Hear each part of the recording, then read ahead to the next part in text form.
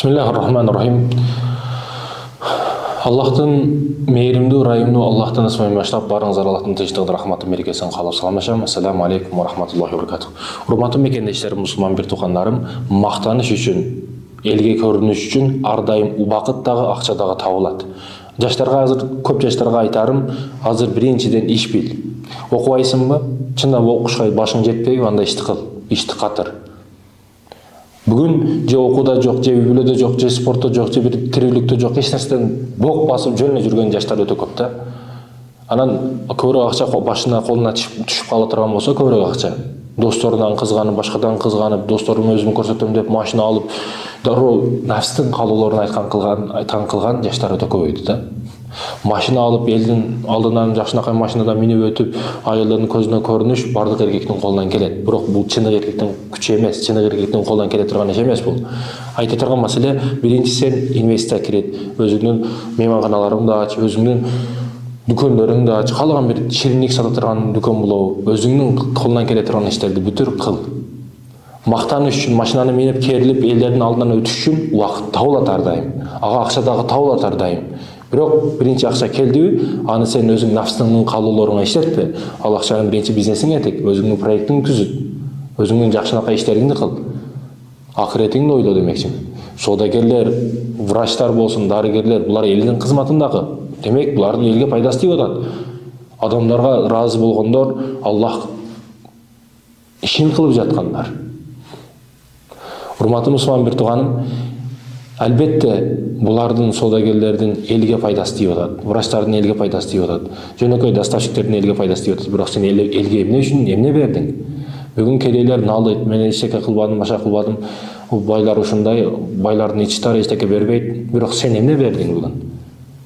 Мына ойлонуп көрүш керек. Байлар бир нерсе берди элге. Ошол берген нерсеси аркылуу байып атат. Жөн эле китеп жазып чыкты, мисалы үчүн бир чыгармачыл инсан. Ошол чыгарманы ойлонуп жазды. Ар жактан табылган жок, ал үчүн эмгек кылды. Демек кыйналды, жазды, чыгарды, андан пайда түшүп атабы? Ал демек алсын пайдасын. Сен дагы элге эмне бердиң? Бирөөнү ичи тар, бирөө бир нерсени бербеди дештен мурда сен биринчи ойлонуп көрүшүң керек, сен эмне кылдың, эмне бердиң? Албетте бай үчүн элге бир нерсе бериш керек. Элдин каалоосуна бир нерсе бериш керек. Продукция жагы ишти оорутат, тамак бере турган болсоң, ишти оорутушу мүмкүн, санаптанция башка деген жактары дагы өтө көп. Бирок, мисалы үчүн жөнөкөй шыпыргыны алайлы. Шыпыргы бул тиричүлүккө тиешелүү. Үйдүн бир жерине шыпырат. Бул адамдын ичине оорутуп койбойт, же бир зыян берип койбойт. Шыпыргы сыяктуу нерсени ойлоп таптым мисалы үчүн. Бул дагы өтө чоң идея. Мисалы жакындарда мына чач тарач маселесиндеги адамдарда массаж кыла турган бир аппарат ойлонуп табылды. Бул кече жакында ойлоп табылды. Мында ойлоп карасак, 2 жыл мурда магазиндерге оромо самса келбейт эле. Азыр оромо самса магазиндергече коюлуп атат. Жөнөкөй мисалдарда бул бизнес идеялар жок эле мурда, кече жакында пайда болуп атат. Көрдүңүзбү, ойлонуп табылган нерседен ойлонуп табыла элек нерселер өтө көп бул жашоодо. Биз кылабыз десек, эшиктер ар дайым биз үчүн ачык. Мусулман эместер намаз окубайт, ибадат кылбайт, роза кармайт, бирок Кудай аларга берип атат. Эмне үчүн? Себеп аракет кылып атат. Демек, аракет кылсак, биз жетебиз жакшылыкка. Плюс биздин дуаларыбыз бар, тилектерибиз бар. Аракет кылышыбыз керек экенбиз. Биз урматтуу мусулман бир тууганым, албетте жалкоо болбошубуз керек. Тикендеги алып, алма бер Кудайым дебешибиз керек. Биз биринчи алманын уругун ташташыбыз керек, алма өсүш керек, суу куйушубуз керек, керектүү дары азыктарын беришибиз керек. Андан кийин Кудайдан алма бер деп тилесек, Кудайым буйрса алма берет. Алма бул маселеде эч ким талашпайт. Аллах Таала тикенден дагы алма берип кое берет. Аллахка бол дегени жетиштүү. Бирок урматтуу мусулман бир тууган, эмгек үчүн, адилеттүүлүк үчүн биздин акылыбыз берилген. Кошунаңыздын жөнөкөй эле мисал, кошунаңыздын бир уyu огородуңузга кирип кетсе, огородуңузга кирип өзүңүздүн бышып турган жүгөрүңүздү жесе, ал мал, ал эшек, ал кой деп туруп кошунаңызды сөкпөйсүз, урушпайсыз. Себеби ал чындап мал, ал чындап эшек. Аны жөн эле огородуна айдап коесуз, өзүнүн огородуна. Себеби анын башы иштебейт, ал мал, себеби акылы жок анын. Адамдардын айвандардан айырмасы акыл берилген. Ошол акылыбыз менен бүт жандыктарга падыша болуп жаратылдык биз. Жердеги халифа болдук биз. Демек, бизде мүмкүнчүлүктөр, шарттар, шанстар өтө көп экен. Өнүгүү үчүн, ийгилик үчүн, бизнес үчүн, жакшылыктар үчүн. Биз дагы мисалы үчүн кашын кийип алып, баягыдай немелерди ачып алып, занияларга, бизнес центрлерден жерлерди арендага алып, ар кандай сабактарды, бизнести үйрөтөбүз, андай кылабыз деп, ошентип сабактарды уюштурсак, зал толуп кетет бизге дагы. Бирок көп акчага үйрөнө турган нерселерди биз бекер айтып атабыз. Эмне үчүн? Элге жетсин деп, эл кылсын деп. Бул салих кызмат. Халыс Аллахтын ыраазылыгы үчүн гана. Боло турган нерсе, ооба боло турган нерсе. Кыла турган нерсе, албетте кыла турган нерсе. Урматтуу мусулман бир тууган, чындыгында ойлонушубуз керек. Биз аракет токтотпошубуз керек. Өжөрлүк аракет көп адамды көп нерсеге жеткизет. Ишенесиздерби? Өжөрлүк аракет көп нерсеге жеткизет. Баягы согуштардын биринде Куранды салып алып, чөнтөгүнө салып алып, ар дайым окуп жүрүп, душмандарды колуна түшөт. Тегеренчеси келип оружие менен пленге түшүп, баягы кармайбыз деген учурда Куранды жүрөгүнө салып алып окуган бола солдат кайра окушты баштайт баягы Куранды. Кайра окуп, Аллахым сен бул дүйнөдө акыретте жакшылыгын берем дегенсиң. Куран окуган, жаттаганды, аракет кылганды бул дүйнөдө акыретте жакшылыгын берем дегенсиң. Аллахым берген, мен өжөрлүк кылдым, аракет кылдым, таштабадым, Куранды дедим, сен дедим, мага жардам бергин, ушул жерден чыгаргын аманчылыкты деп, кайра Куран деп баягы ортого түшкөндөрдүн ортосунан туруп Куран деп кыйкырып берди дейт да баягы солдатта. Турганда баягы немистердин башчысы көрүп, командир көрүп, муну алып келчи деп переводчигин алып келип, котортуруп, сен эмне дедиң? Куран дедиң. Ооба, мен да уктум. Куран дедиң. Куран жаттагансың? Ооба, жаттаганмын. Мен немисмин, бирок Куранды мойнума алам, Куранга таң каламын, таң калып келгенмин. Эгер мен окуймун, сен улап кетсең, анда сенин жана сенин жолдошторуңду бүт коюп жиберемин дейт. Макул деп баягы немис командир окуйт, бул болсо улайт, ошентип улап окуп, баягы солдат айтат дейт. Ошентип окуп жооп бердим дейт бардыгына. Анан биз бир буханка нанды жегенге өтө муктаж жоокерлер электик. Эми согуш учуру ошондой да. Бир капкара нан таштап койсо дагы тамашалаш ошонтолашпай турган абалда элек дейт да. Жада калса согушта бир адамдын этин жегендер болгон. Согуш ошондой. Ошол күнү жооп бергендигим үчүн өздөрүнүн чатырларына алып барып, өтө сыйлады, жүзүм, неаматтардын бардыгы бар. Ошол күнү тойдук, жедик, жыргадык, бизди коюп жиберди дейт да. Курандын бул дүйнөдө акыретте пайдасы тиген, мына ушул далил дейт да. Ооба, урматтуу мусулман бир тууган, албетте биз аракет кылышыбыз керек. Жакшылыкта, жамандыкта эмес, жакшылыкта. Жакшылык үчүн аракет кылышыбыз керек. Динибиз ислам үчүн аракет кылышыбыз керек.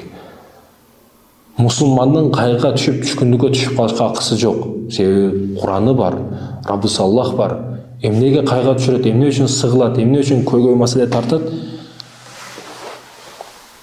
Жеке мен түшүнбөйм ошолорго. Күнүбүз бүгүн жаманбы, эртең жакшы болот. Окшобой калдыбы ишибиз?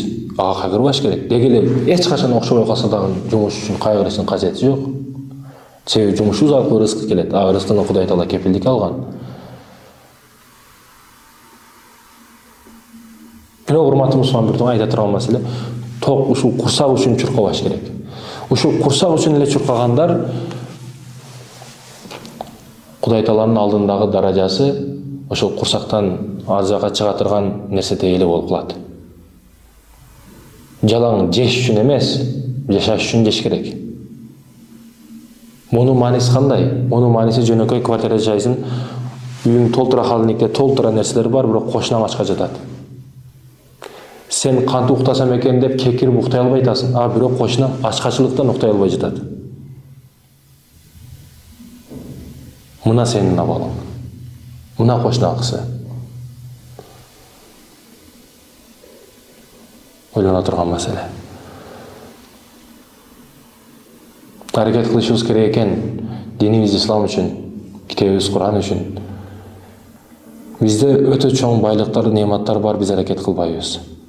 Биз жалкоо болуп калдык. Моюнга алыш керек чындап. Чынын моюнга алыш керек. Айнекти карасак, күзгүнү карасак, кээ бир күзгүлөр ичинен сыртын көрсөтөт, кээ бир күзгүлөр бар өзүбүздү көрсөтөт. Бирок жеке өзүбүзгө карап туруп айта турган маселелер өтө көп да. Жаңы костюмчумду кийип, галстук тагып, жуунуп, гусул алып, өзүңүзгө өзүңүз карап сүйлөп, болду ушул күнөөлөрдү эшигин жаптым, токтоттум, болду бул эшикке кайтпайм энем деп көп эшиктерди өзүңүзгө өзүңүз сөз берип, убада берип жаба турган учурлар келбедиби? Кыздарга да айтып турган маселе, чачыңды жайып, ар кимге жагамын деп, сулуумун деп, ар кимге эркектерге өзүңдү өзүң көз кылбастан, өзүңө өзүң сөз берип, жолуңду тагып, ак жолго түшө турган учур келбедиби?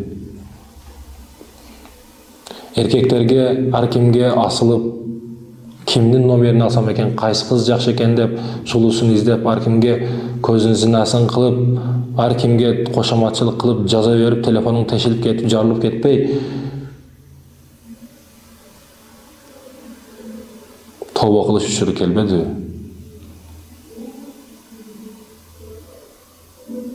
Урматтуу мусулман бир тууган, ойлоно турган маселе, телевизордун астында 2 саат, 3 саат, 4 саатта отура беребиз. Бирок эмне үчүн Куранды алдында окуп отурбайбыз? Эмне үчүн Аллахтын намазын сабырсыздык менен күтө албайбыз? Намазда кичине имам кыраатты кошуп койсо дагы, кичине намазды чозуп койсо, бүтүрбөйбү экен деп калабыз. Эң биринчи суроо кабырда намаз тууралуу болот. Намазга бейишибизге кире турган нерсе бул, себепчи боло турган бул намаз болот. Намаздан көрө телевизорду жогору көрүп калатканыбыз, демек бейиштен телевизорду жогору көрүп калатканыбыз дегендей маанеге келип калбайбы? Телефонду кучактап жатып, кучактап туруп калдык. Телефонсуз жашоо өтпөй калды. Биринчи турганда, сабырлап турганда Куранды кармайбызбы же телефонду кармайбызбы? Кайсы бири биринчи биздин көңүлүбүздү бурат? Биринчи көзүбүздү ачканда курсак толтуруш керек, телефонду караш керекпи? Же Куранды карап, руханий дүйнөбүздү толтурушубуз керекпи? Кайсы бирин ойлонобуз? Сенин телефонуң кандай болсо, сен өзүң ошондой болосуң. Жөнөкөй мисалы, сен көргөн нерсең телефондон чыга берет. Сен эмнени көп көрсөң, телефонуң ошондой болот. Жалаңач күн нормативди көргөн адам телефондон жалаңач кыз чыгып келбейт. Сен ошол жабык парданы кайра-кайра тыта бергенсиң, анан отуруп каласың бир күн.